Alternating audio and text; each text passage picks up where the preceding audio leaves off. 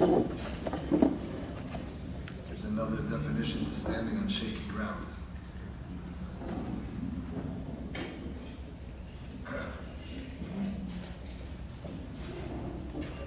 Rishus, Rabbanim, volunteers. The video was incredibly inspiring, and I need to tell you that I'm coming from a much smaller town. I'm jealous. Ashreichem. The Rebbe should reward you kifli kiflayim, and should see to it that your work should only be needed in the maternity wards of the hospitals in town.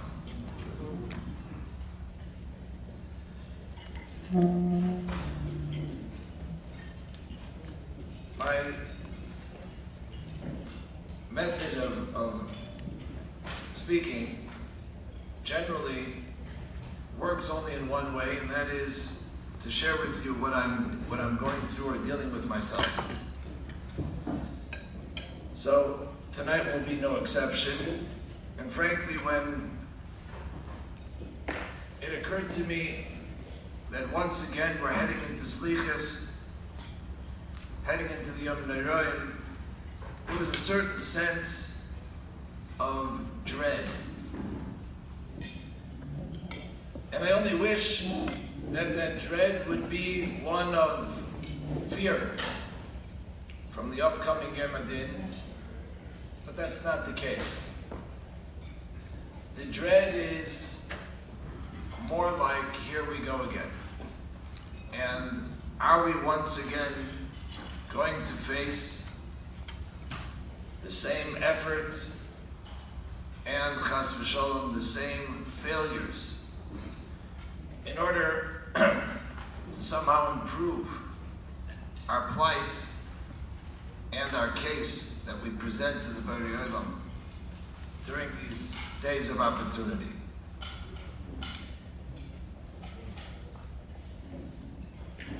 And on some level, I think that many of us find ourselves worn out and tired of going through the same motions, the same words, and unfortunately, the same results. So I began searching for something that would give somewhat of a different perspective, something that I could sink my teeth into that perhaps would make a difference, that would change, so that it won't be just the same. I came upon two unusual Maimorim from our ancestor, the Balatanya. Now, for those of you who have learned his works,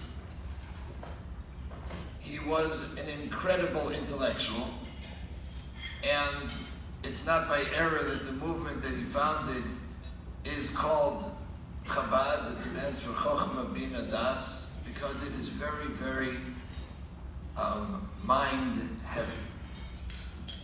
These two Maimorim are completely out of character in that they're both extremely emotional. And I want to share some of the things he says. Obviously, what I'm going to share with you is the way I read it, the way I learned it, and I encourage you to learn that inside for yourselves, because his words lend themselves to a great deal of interpretation. Just as an introduction, the Divrei Chaim Sanzerov writes that there is an innate human need for his chadshus, that each of us has a built-in exceptional drive to experience something new.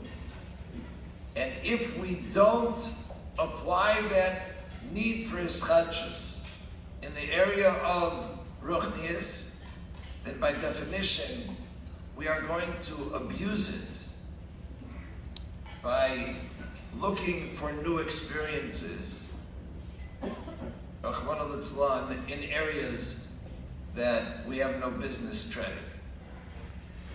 So I think that as we head into the season of the Yom Neroim and we want something to change, it's not just something of convenience that we're looking for, but in fact, that need for ischachus, that need for something novel, for something new, for something that we haven't tried before, is really essential to our spiritual well-being. So let me share with you first the first piece. It's a piece on Parshas Kiseitze, when the Torah Kedusha addresses the plight of the two wives, Achas Ahuva v'Achas Noah. And the Torah tells us that B'yom Hanchilo Yezbonav, that on the day that he's going to bequeath his estate to his children, it is prohibited for him to give the younger son, who is the ben of the Isha Ahuva, over the older son. So the Baltani interprets this and says that there are two categories of people. There are those of us who have, or those select few, who have a loving, constant relationship with the HaKadosh Baruch Hu. One that is without struggle. They love their Rebbeinu Shalom, and they're always on. And he says in very piercing words that it will not be for their status that Mashiach will come. He says, I can prove it. In the days of the Churban Bais, there were tzaddikim who were absolutely pure, complete tzaddikim. And nonetheless, the Churban took place. Rather, it is because of those neshamas who struggle with passion, who struggle with evil, who struggle as human beings to overcome their tendencies, to overcome their nature, and do so in a victorious way. It is for them that the Geula will take place.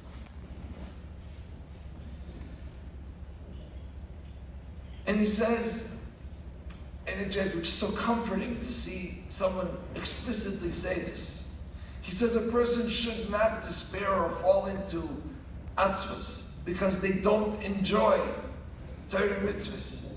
Right, so explicitly. He says it's not part of the deal.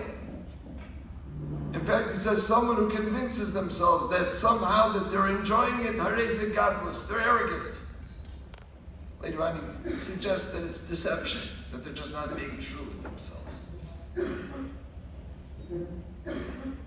We're not expected to love our practice of Torah mitzvahs. We're expected to do it and to struggle with it and to overcome the voices that tell us not to do it. And he points to the fact that the Gemara tells us that Hillel, as he was going to the bathhouse and was asked where he was going, he said, I'm going to do a chesed with my host. But he says Hillel was a unique individual. That's not the rest of us. The rest of us say every morning at the Kain, Neshama Shenasat Bi Toiri. Who's talking? There's a goof, that's the bee, and we thank the Rebbeinu Shalom, we say to them at the Kain, Neshama Shenasat Bi. They're talking about me, I am the body. That's the vast majority of Klal Yisrael.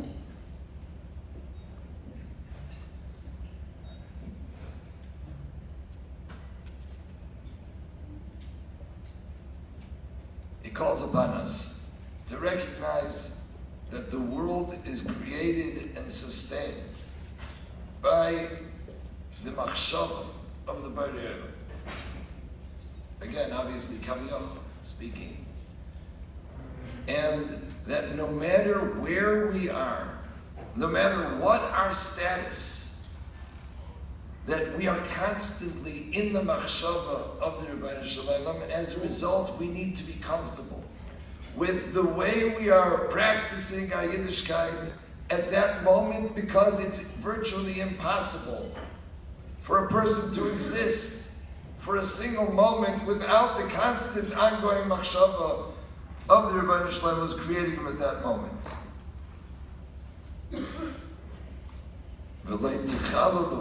He says, do not create a mokaim chalal. Don't create a void. Recognize that we are in the hand and in the machshava of the Rebbeinu Shalom, and when we defy His word and violate any area that He does not want us to do, we are over on the concept of Chilul Hashem, of creating and declaring somehow that there is a place that is void of His presence.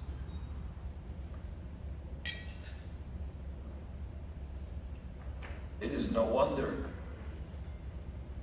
and it's almost painfully logical, that we can't develop a flavor, a tam, a geshmak, as we wish we could. You look at this Sefer Kodesh, and you see people who just were alive in their ruchnias. Every mitzvah they performed, where they were on fire.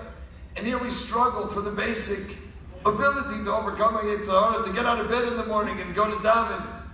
He says, Olam Haba is the reward that we get for performing our mitzvahs. Clearly the mitzvahs are greater than Olam Haba. And yet Chazal tell us that as long as we're in this world, we can't begin to be massing what Olam Haba is. And yet we have a ridiculous expectation that somehow we're going to understand or have a feeling of fulfillment from the mitzvahs that we perform. It's a completely unrealistic expectation. Nonetheless, he concludes by saying that Chazal tell us, it's a medrash brought in several places, that the Rebbeinu Shalom wants to have a dira b'tachtayim. He wants to have a dwelling place here among the low. Tonight is the Yotzeit of our ancestor, Rebbe Maltala from Hanastaypel, and in one of his Mamarim, he painfully writes, Rebbeinu Shalom, if you're looking to have a dira b'tachtayim, I am your man. He's saying it doesn't get any worse than me. So Rebbeinu Shalom, I want to be your host because you want to have a dira b'tachtayim. But that is the source for the geshmak. Not somehow that we should expect that when we pick up the lulav and esrei, or when we listen to the shofar, that we're somehow going to visualize Ma'amid Hasina. The geshmak comes in the fact that we are being memal in the Ratzon Hashem, davka, because we can't feel, because we don't have that geshmak. We are the tachtainim, and that's where the Rebbeinu Shalom wants to dwell. So we have the ability of fulfilling the Ratzon Hashem by serving Him, despite the fact that we don't have the feeling, because that's memal. That fulfills the Rebbeinu Shalom's desire of having a dira b'tachtainim. That's the meaning of Ahaya b'yoyim anchila yazbanav, on the day that the Rebbeinu Shalom is going to redeem His children. He will not be mevaker as ben ha'ahuva. He's not coming for Reb Shimon Bar Yochai and for the tzaddikim who didn't struggle. He's coming b'yoyim anchila yazbanav for the ben hasnua, for those of us who struggle with our Yetzirah. Mashiach will come when we train ourselves, when we somehow hammer into our skulls the fact that our mission here is to create a dira b'tachtainim. And we do it well. That will be the purpose, and will give Mashiach the ability to appear.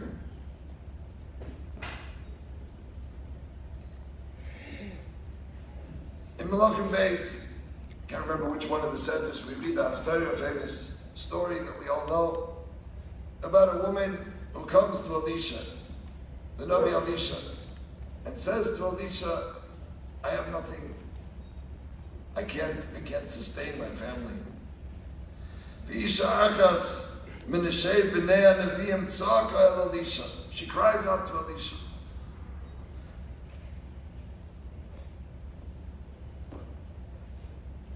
Elisha commands her He says to her, what do you have? She says, I have nothing. My creditors, my debtors came and took everything from me. All I have is a drop of oil. And he said to her, if that's the case, borrow as many empty kelim as you possibly can lay your hands on. She filled all the kelim with shemen, and she was able to pay off her debts. We're all familiar with this story. Baltanya interprets it with this incredible message. He says, V'isha achas minashei b'nei haneviyim. The Isha is, quotes a Zohar Kodesh, that that's the neshama. And every one of our neshamas had a time where we basked tachas kanvei hashchina before we descended into this world. All of us, at some point, were b'nei neviim.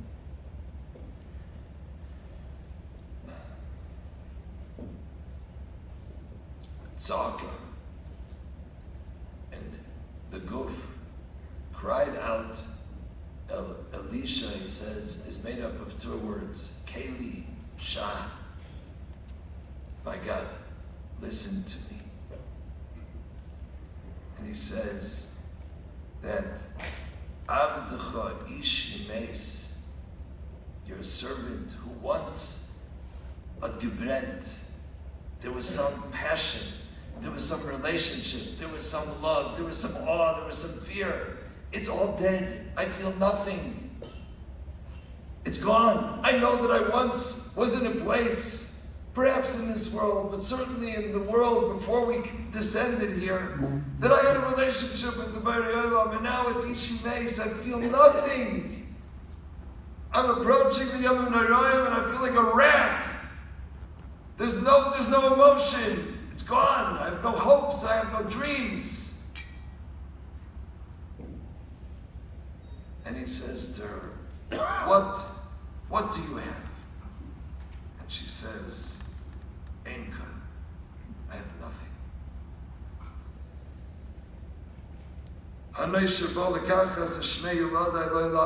Because the Yetzer Hara came and took my two servants. He says, Ahava v'yira. The Yetzer Hara came and took them both and utilizes them only, exclusively, for his purposes. Is taken the most sublime midas that the Rebbeinu Shalom placed at our disposal, and he abuses them for his vulgar, lowly purposes. Vayemela Elisha, so the Rebbeinu Shalom says to the guf, Ma'asalach, Puzalach Tatin, what can I do for you? Your neshama is be'imkei klippos. You've allowed yourself to be dragged into the muck of what the klippos, of what the dark side has to do for you. What would you want from me? Hagidin Ali, tell me, Idala, ma yesh lechi b'bayis? What do you still have that perhaps can belong to me? To which the guf responds, Ein l'shivchosech koil. I have nothing left. Ki es hakoil lokach mimeni. He took everything from me. The only thing I have left is kim asuch shemen.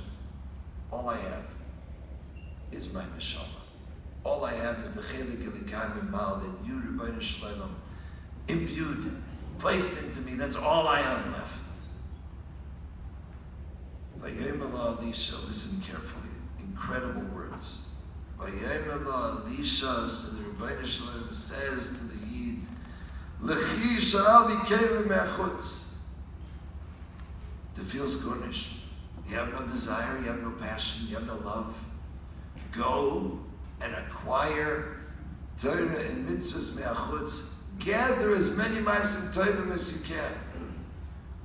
Either kelim, reikim, they're empty vessels, they're void of emotion, they're void of love, they're void of any feeling. None of your business. Go and borrow, go out and fulfill as many ma'asim tovim. Go volunteer for Bikkur Chaylim. Give tzedakah. Daven. Learn. Do whatever you can do despite the fact that they're kelim reikim. Because ultimately, as the Sefer Chinuch says so many times, we will be nishpa. We will be impacted by the actions. Those, the Zohar Kodesh refers to the Taryag mitzvah as Taryag Itin, as 613 pieces of advice. Ultimately, they will guide us to a place where we will once again feel.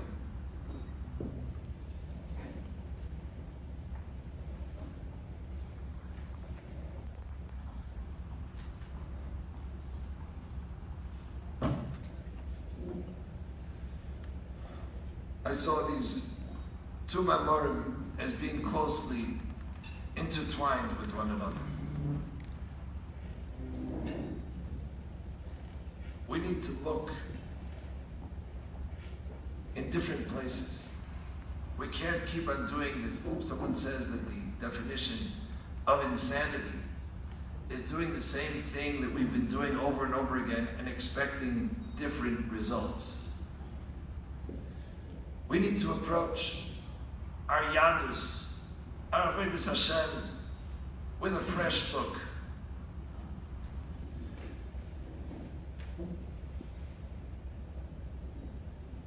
I repeated in our Bentzion in Milwaukee, unbeknownst to me, I stepped on a mine. I was quoting a Divrei Chaim. Divrei Chaim quotes the Siddur of the Baal Tanya, where he says that maybe we can understand that when we do tshuva for the things that we did wrong, that the Rebbeinu Shalom is willing, in his incredible chesed, to wipe away the stains of our wrongdoing. But how can it be that when we do tshuva, says the Baal Tanya, that the Rabbi Shalom considers it as if we fulfilled every one of the mitzvahs that we're doing tshuva for not having done or not having done correctly? How can that possibly be? How do you, if each one of the mitzvahs bring about hashpais and all kinds of iris, we didn't lift the lulav and esrog when we needed to. We didn't learn the words of Torah when we had the capacity to do so. So how can tshuva possibly come and somehow fulfill the void that was created when we didn't do anything? Well, the Divrei Chaim says an amazing teretz. He says that the answer lies in the fact that Chazal tell us tshuva kadma la'olam, that tshuva preceded the creation of the world. Why was that necessary? Why couldn't it be that tshuva would be created together with the world? The Divrei Chaim explains that the reason tshuva kadma la'olam is because space and time are both creations. And when the Rebbeinu Shalom gave us the gift of tshuva, he allows us to access a place that exists outside of the confines of both time and space. And as a result of that, when we do tshuva, obviously in earnest, the Rebbeinu Shalom considers it as if we did every one of those things for which we have regret. Because tshuva allows us to access a place that exists outside of the realm of time. The Baal Zalzag adds a magnificent touch to this Yisayid, using a maimah from Seder Matala. He writes in Parsha Zohar that the quality of the human memory allows us to play and replay things that could have taken place decades ago. Meaning that the power of Zikaron brings the past into the present and allows the two of them to fuse together. And that's why Rosh Hashanah is referred to as Yom HaZikaron. Because our tshuva allows us to be elevated to a place that is similar to the concept of memory, where the past and the present are all one. as a result, in the present, we have the ability to rectify and to be mashlim that which we missed out in the past. Rav Teichtal, Hashem Yinkem Doma in Mishnah Sacher, brings the Yismach Moshe. Yismach Moshe says that tshuva that's done b'rabim has the status of tshuva me'ahava, and as we know, that has the power of taking our averos and turning them into merits, turning them into zachiyas. And Rav Teichtal says that that's why when we say vidui on Yom Kippur, that we sing it with a joyous melody. What are we doing? We sing Shabbat, Begadnu, Bezalnu, Ba'adayv, Achet Shechatanu. It says every one of them becomes a schus for us because we're doing it b'rabim, and therefore we're collecting the mitzvahs of our tshuva.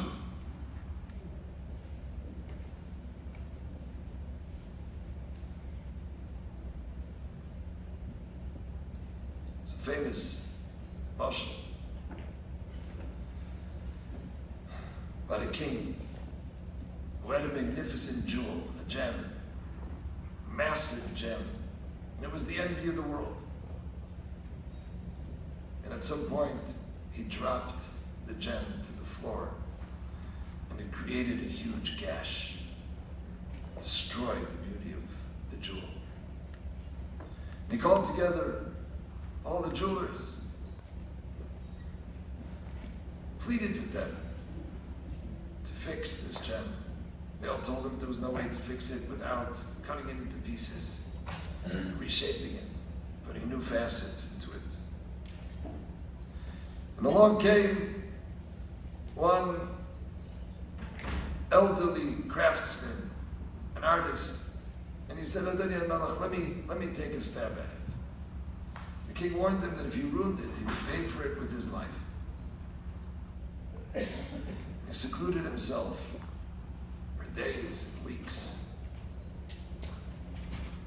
And finally, when he emerged from his hiding place, the artist presented to the king a jewel where the gash had become the stem of a magnificent flower.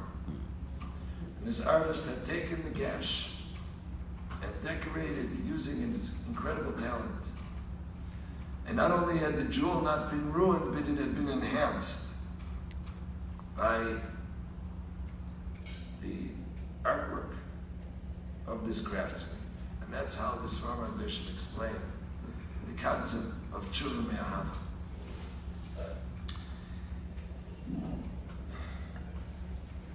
Perhaps one of the most famous incidents of tshuva known to us is about someone who the Gemara refers to as Rabbi Eliezer ben Dodaya. And the Gemara tells us that this Rabbi Eliezer ben Dodaya was a person of incredible desires, lusts. And due to an episode that took place, he recognized that he was lost. And he turned his eyes and said, Shamayim v'aretz bikshu alai rachamim. And Shamayim v'aretz said to him, we can't, you need to do it for yourself. And he said, Aharim ha'gvais bikshu alai rachamim. And he said, we can't, you need to do it yourself. And he put his head between his knees, b'gob b'chiyah, until he expired. And the heavenly echo went out and said, Yesh kaino elamai b'sha'achas. Rabbi, I'm sorry. Rabbi Eliezer ben Dodaya is mucha mechayv l'mabah. To which Bacha Rabbi, who said, Yesh kaino elamai b'sha'achas. Perhaps, the Bali Musa writes, perhaps one of the reasons, in addition to the fact that somehow we don't see ourselves as succeeding, of we're waiting to be overwhelmed by the love and the fear and the passion of the moment, and it doesn't come. But we spend a great deal of our time and energy blaming circumstances, blaming our parents, blaming our teachers, blaming life's ups and downs. And when Elizabeth Adai had to face the reality, he first turned his eyes to Shemayim Baretz and said, I was born in the wrong time. My mazel was bad. It's your fault. And they said, we're not taking responsibility. And then he turned his eyes to the Harim and the Groyas, to the hills and the mountains, and his parents. And he said, it's your fault. Big Shul Berachim. And they said, sorry, it's your responsibility. Until he recognized the truth of their words and he said, Ein hadover toloi ela bi. I need to take responsibility. If we want our year to be different, and we utilize the tools that the Balatanya presented us with, that it doesn't require a makeover. It doesn't require becoming a Baruch HaKodesh. It requires a commitment and an understanding that it isn't about the greats of Klal Yisrael. It's about us. The Gula Klolius, and certainly the Gula Pratius, is about us. How are we going to create petals and flowers and leaves for the gashes that we've created in our neshamas? And as we approach Slichas tonight, and we open with the words B'maitzayim Menucha K'dam Nucha Tchila, we recognize that we're coming off of a time of Shabbos Kodesh, a time that's Me'en Adam Abba. It's not time-bound. It exists outside of the realms of the prisons of time. And the Rebbeinu Shalom is sending a message to us, a call and a cry to come back. And we can succeed by recognizing that our neshamas, that chelik and the kaim mal, is precious to the Bari Olam, to the point where he allows us to return and to transform our wrongs into rights. The Rebbeinu Shalom should give us the seichel and the fortitude to know how to do this, to know when to do it, and to recognize the power that he has given into our hands so that we can transform this year into a Shnas Geula of Yeshua.